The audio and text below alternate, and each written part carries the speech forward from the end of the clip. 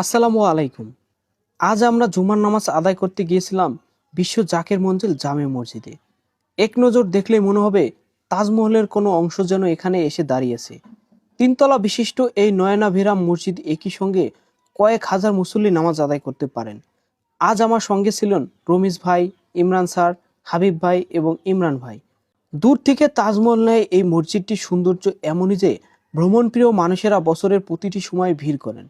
প্রতি বছর এখানে 4 দিন ব্যাপী বিশাল ওরস অনুষ্ঠিত হয়, যেখানে সমগ্র বাংলাদেশ থেকে লাখো মানুষের সমাগম ঘটে। জুমার নামাজ শেষে আমরা দরবার এলাকায় ঘুরতে বের হই। চারদিকে এত সুন্দর ও পরিপাটি পরিবেশ, মনটা একেবারে অন্যরকম শান্তি পায়। প্রথমেই চোখে পড়ল দুর্লভ ময়ূর পাখি। কাছ থেকে না দেখলে ময়ূরের রূপ, তার পলকে রঙের খেলা বিশ্বাসই করা কঠিন। জীবনে এই প্রথম আমরা ময়ূরের ডাকও শুনলাম। এরপর দেখা হলো দুম্বা, তিতির, টার্কি। আর গোশালায় গিয়ে তো একেবারেই অবাক। এত বিশাল গরু নিজ চোখে না দেখলে বিশ্বাসই করা যায় না। প্রতিটি গরুর উচ্চতা মানুষের সমান। আর আমরা অবাক হলাম গোলাপি রঙের মহিষ দেখে। প্রাণীটি যেমন শান্ত, তেমনি কাছ থেকে ফ্রেমবন্দি করলে দারুণ লাগে। পাশেই ছিল অনেকগুলো হরিণ। খুব কাছ থেকে তাদের দেখার আনন্দই আলাদা।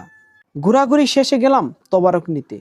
টিকিট কেটে লাইনে দাঁড়িয়ে আমরা গ্রহণ করলাম আটরশির বিখ্যাত আলু ঘন্টা, মাংস ও ডাউল, যার স্বাদ নিতে দূর দূরান্ত থেকে মানুষ ছুটে আসে।